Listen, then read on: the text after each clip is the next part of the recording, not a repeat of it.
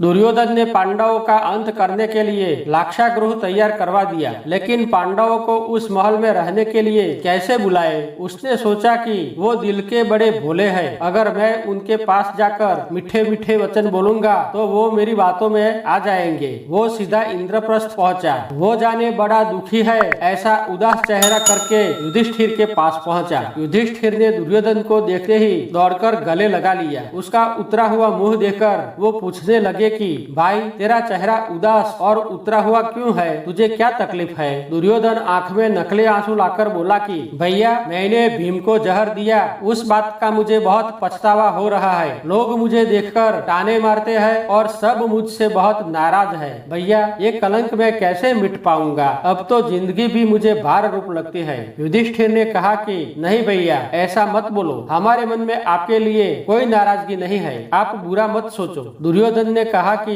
भैया, मुझ पे लगा एक कलंक अब तुम ही मिटा सकते हो। युधिष्ठिर बोले कि आप जैसा बोलो वैसा करने के लिए हम तैयार हैं, आप चिंता मत करो। दुर्योधन ने कहा कि भैया, अब शिवरात्रि का दिन आने वाला है। हस्तिनापुर वारणावत में भगवान भोलेनाथ का मेला लगता है। मैंने आपके लिए एक सुंदर महल बनवाया है, आप कुछ दिन वह रहने के लिए आ जाओ। हम हाथ में हाथ डालकर मेले में घूमेंगे और मैं आप सबकी अच्छी सेवा करूंगा। ये सब देखकर लोग सब कुछ भूल जाएंगे और मुझ पे लगा एक कलंक मिट जाएगा। लेकिन युधिष्ठिर को कह पता था कि वो सुंदर सा महल नहीं है, लेकिन एक ज्वलनशील लाख से बना भुवन है और उन सबको उसमें जलाने वाला है। युधिष्ठिर कुछ सोचे समझे बिना सबको लेकर हस्तिनापुर जाने के लिए तैयार हो गए। माता कुंती ने दुर्योधन को भोजन बनाकर खिलाया और कह दिया कि हम सब हस्तिनापुर आएंगे। दुर्योधन बड़ा खुश होकर रवाना हुआ। माता कुंती और 4 भाई हस्तिनापुर जाने के लिए तैयार हो गए, लेकिन भीम बड़ा चालाक था। उसने माता कुंती और धर्मराय को समझाया कि